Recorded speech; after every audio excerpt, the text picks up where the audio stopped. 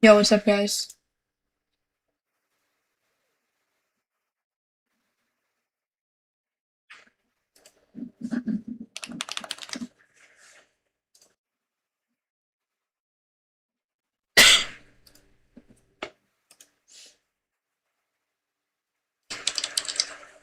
I have a profile pic now?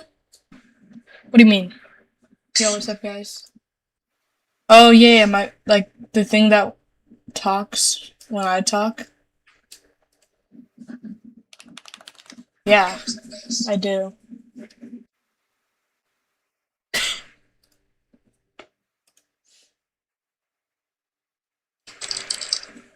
I have a profile pic now? What do you mean? Alright.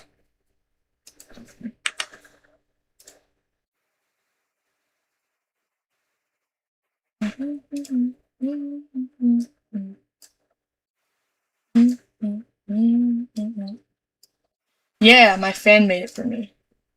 Welcome to Fact or Cap. What the hell? What was Justin doing? I could see the likes popping up on the corner of the screen. Guys, I had no idea, but today Mr. Foley told us that Red Bull gives you wings. Today we're gonna test if that's cap or not. No, please tell me this is a joke. But I could see he was on the roof of his school. I instantly swiped off the live and dialed his teacher. Hello? My son is on the roof of the school. I think he's about to jump, but she just laughed and said, "Sir, those doors are locked. There's no way he's up there." I swiped back onto the live. Now there were more of his classmates up there, and they all started yelling, "Chug, chug, chug." I swiped back to the phone call and yelled, "Oh my God, you have to hurry. He's about to jump." I was already jumping in my car, sweating through my clothes, but I heard her say, "Wait, no, the door is locked. I can't get up there." Locked? How did they lock it? I swiped back to the live and watched as his classmates were pushing things in front of the door to the roof, all standing in front of it so nobody could stop him. He was getting ready to jump again. I couldn't let my son die because of Mr. Foley's dumb lie, so I broke every traffic law just to get there. I was speeding with one hand, watching the live with the other. Okay guys, Mr. Foley better have been telling the truth. Kids were typing, "Do it," and "Fly Justin,"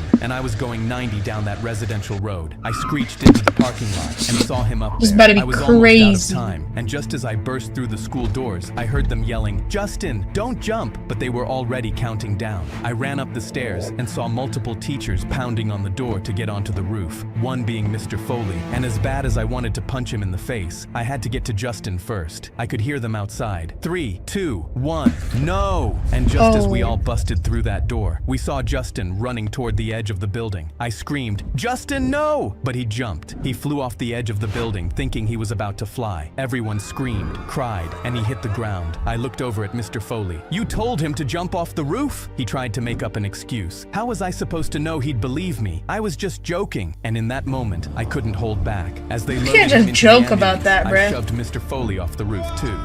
Whoa! My brother was constantly coming home from school with new cuts crazy. and bruises. But when I asked him about it, he told me he was playing football at school. His school was next to mine, so at lunch, I went over to see what was really going on. He wasn't anywhere near any of the kids playing football, but when I asked a kid where he was, he pointed to a corner. I walked over and saw him sitting, reading a book, and just as I was about to leave, I heard a familiar voice. I turned around and saw my ex-girlfriend and her best friend go up to him. They started making fun of him, throwing things at him, even grabbing his book out of his hands, ripping it in half. Then she even went as far as to kick him a few times. I immediately stormed over and told her to get out of there. But I could tell this wasn't the end. My mom wanted to tell the principal and get her expelled, but I had a better idea. The next day, I took him to the ice cream shop where she worked and told him to go get some. He's deathly allergic to gluten and dairy, so after he asked for it to be specially made, I knew she would try something. I stood in a corner where I could see.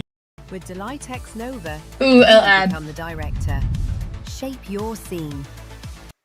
see her making it and managed to get a video on my phone of her mixing in milk and wafers to the bottom. This would have killed him. I showed the manager, and instead of getting expelled, she now has a criminal record. After 8 years on death row, I was ready to die. They said I killed Rebecca. My fingerprints were on the knife. My blood was at the scene. I told them I didn't do it, but nobody believed me. I spent years fighting, filed every appeal, exposed every contradiction in the evidence. None of it mattered. My lawyers stopped returning my calls. My appeals were exhausted. My family stopped visiting 2 years ago. Even my own mother thought I did it. The only person who ever believed me was my grandmother, and she passed away 5 years ago. So when they asked what I wanted for my last meal, I thought of her. Her meatloaf, the one she made me every birthday. I wrote out her recipe from memory, every measurement and technique. Oh, I've seen this one. An hour later, the prison chef showed up at my cell holding my form. What is this? Meatloaf. This is a novel, not a recipe. Ground beef 60%, ground pork 40, breadcrumbs soaked in whole milk for exactly 10 minutes. Yellow onion, not white, sautéed in butter until translucent. Fresh thyme, not dried. Worcestershire, 2 tablespoons, no substitutes. And this glaze with brown sugar and apple cider vinegar, brushed on at 340 degrees, 20 minutes before done. He looked at me through the bars. Why so specific? It's how my grandmother made it. She's gone now. If I'm going to die Friday, I want to taste her cooking one last time. He was quiet for a moment. Some of these ingredients we don't stock. Fresh thyme, whole milk, real butter. I'll have to special order them. I have 48 hours. He sighed. I'll make it exactly how you wrote it. Thursday morning, the ingredients arrived and the chef started cooking. I could smell it from my cell.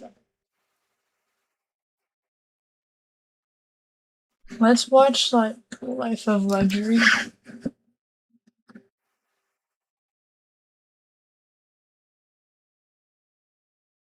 Bro, we are in animal control. This isn't our job. His barks don't sound the same anymore, and he just acts really aggressive towards me. We're gonna set up some cameras in this place. Just try to see what he's doing at night.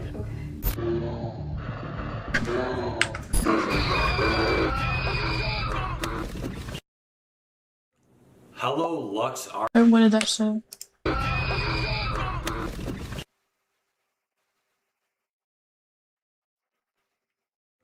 Hello, Lux Army. Let's try to smash 100,000 likes to show how strong we are. So for this episode, we received an email from a 19-year-old girl named Anna. Anna says that her dog